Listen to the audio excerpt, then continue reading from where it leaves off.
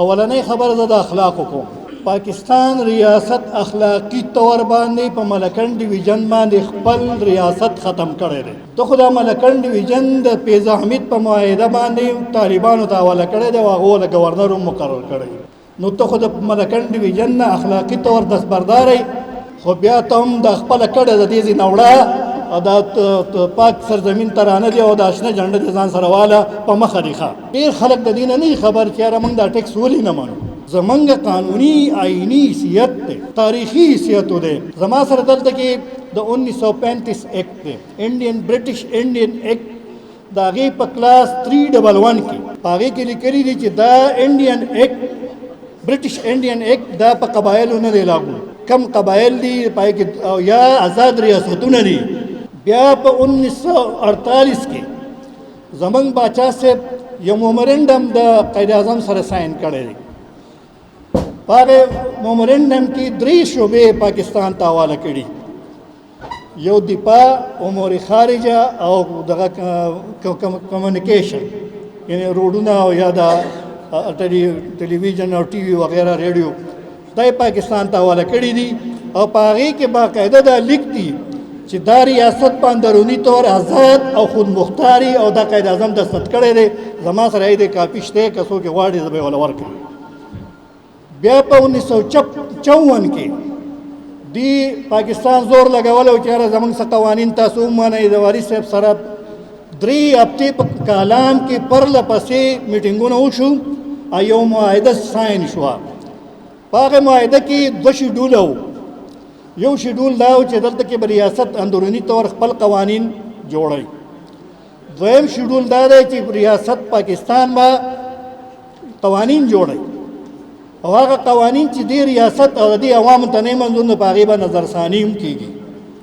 نو د پاکستان قوانین به دلته نه او په دغې معاهده کې دي چې د ایگزسټنټ ټیکس نه به په ملکن ډیویژن یا په سوات کې، ځکه که د سوات سره معاهده ده، که د چترال سره وه، که د دیر د نواب سره وه یا د ام د نواب سره وه، خو دا یوه معاهده وه که دلته کې کم ایگزسټنټ ټیکس دی، لکه موږ به عشر، زکات، حیثیت ټیکس ورکوو والي صاحب له، د دې نه علاوه به په دې سوات کې بل یو ټیکس نه نافظ کېږي.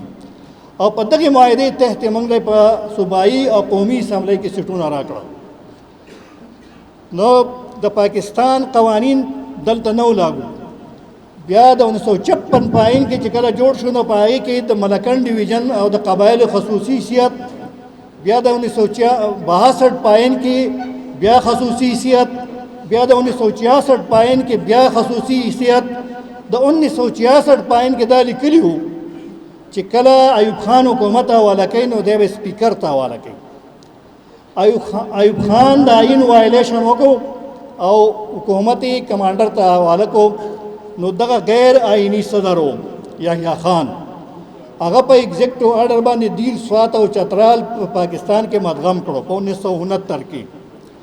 نو دغه اقدام غیر آئینی، بلا اختیار، غیر قانوني و. نو د هغې هېڅ حیثیت نه و. په هغې باندې دلته کې د سوات خلکو احتجاج وکړو. بیا د 70 الیکشن وشو، په 71 کې پاکستان مات شو. نو بیا عبوري آئین جوړ شو د 1972. د 1972 په آئین کې دا ولیکلی شو چې دا ملکن ډیویژن او قبایل دا خصوصي حیثیت به د دي. او بیا د 1973 په آئین کې بیا آرټیکل 246 او 247 درج شو. آرټیکل 246 کې دا لیکو چې یاره قبایل څوک دي. نو په هغې کې د بلوچستان او زموږ د قبایلي علاقې او دیر، سوات، چترال هم دا قبایلي علاقې وګرځولې. د دې ډیفینیشن دی آرټیکل 246. په آرټیکل 247 کې دا لیک دي چې پارلیمنٹ یا صوبایي اسمبلی یو قانون جوړ کړي، دا به په دې علاقو کې نه نافذ تر څو پورې چې گورنر د صدر په اپروول باندې خصوصي نوټیفیکیشن نه نافذ کړي. نو د دغې نوټیفیکیشن د اجرا نه مخکې د آرټیکل 247 په کلاس 6 کې لیکلي، په رولز اف بزنس کې لیکلي چې کله دلته یو تبدیلي راځي، یو قانون راځي، نو د هغې منظوري به د جرګې نه اخیستی کېږي. د ایلډرز باقاعده په هغه آرټیکل کې لیکلي دي. کله چې دوی 25وي آئین ترمیم کوو نو دا صرف د قبایلو لپاره سپارښت سرتاج عزیز کمیشن مقرر شوی و چې دلته کې اصلاحات راشي، ابتیار ختم شي او دې ته سرریلیف میلاو شي. خو په اخرنۍ ورځ باندې هغه ټول سپارښت چې سټینډینګ کمیټۍ نه منظور وو هغه یو طرف ته کو، د اسمبلی 4 ورځې پاتې وي او راغله 25م آئیني ترمیم یې راوړو، آرټیکل 244 او 47 د سر نه د منځ نه ویوړو چې دا آئین سازي اسمبلی نه وه، د دې سره دا اختیار نه و چې آرټیکل ختم کړي. دوی په آرټیکل کې ترمیم کولی شو خو آرټیکل نشي ختمولی. نو د دغې وجې نه د کم 25م آئیني ترمیم چې شوی دی دا غیر آئیني دی او په دغې بنیاد باندې دا قبایل تلي دي او په سپریم کورټ کې دا چیلنج کړی دی او هغه د سماعت لپاره منظور شوی دی. تر څو پورې چې دغه ترمیم متنازعه دی نو د هغې پورې په دې ملکنډ ډویژن او په قبایلو کې د پاکستان یو قانون نشي راتلی. بیا په دې 25م آئیني ترمیم کې شیډول نه دی ورکړی چې په ملکنډ ډویژن یا په دې قبایلو کې به کم قوانین نافظي. نو د هغې په نتیجه کې نن قبایلو له بل ریګولیشن ورکړی دی ځکه چې قوانین نه دي نافظ. چې قوانین نه دي نافظ نو هغوی بل ریګولیشن ورکو او دغه شان په ملکنډ ډویژن کې د شرعي ریګولیشن 2009 نافظ دی. د شرعي ریګولیشن 2009 په شیډول کې د ټیکس یو قانون نشته، هغې کې باقاعده زما سره د هغې کاپي پرته ده. په دې کې په شرعي ریګولیشن 2009 چې هغه ویلډ دی هغه په دې ملکنډ ډویژن کې نافظ دی. اوس هم های کورټ ته دارالقضا وایي، مشر قاضي ته علاقه قاضي وایي او دغه ته سیور جج ته قاضي و. نن ورته هم په کاغذ کې لیکي چې څوک درخواست یا کیس راوړي نو نن ورته هم قاضي لیکي.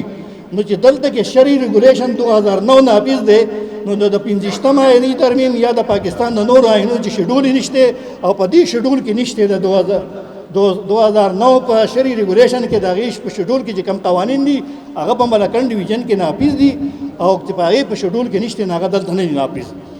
یو اهم خبره د کسټم ایکټ په حواله باندې کېږي. د کسټم ایکټ دی په بل کال دی نافظ کو، د خلکو په هغې احتجاج وکړو او صدر هغه د ریپیل کو، یعنی د ملکنډ ډویژن نه کسټم ایکټ واپس اخیستی دی، نافظ شوی قانون یې واپس اخیستی دی. چې کله یو قانون واپس واخیستی نو په هغې باندې دوباره عمل درآمد نشي کېدی تر څو پورې قومي اسمبلی یا صدر څه نوټیفیکیشن نه جاري کړی. نو دا څو خبرې قانوني دي، آئیني دي. موږ په دې وجه باندې د ټیکس نه ایگزمشن غواړو چې موږ د پاکستان حصه هم نه یو، موږ د بر صغیر حصه هم نه یو. موږ اسوسییشن کړی دی پاکستان سره، موږ ورسره یونین جوړ کړی، موږ ورسره نه الحاق کړی دی نه ورسره موږ ادغام کړی دی. نه موږ په پاکستان کې ادغام کړی دی نه یو دغه کړی دی. موږ ورسره اسوسییشن یونین جوړ کړی، موږ په هغه یونین کې نه یو خوشحال. وروره پاکستان په مخه دی ښه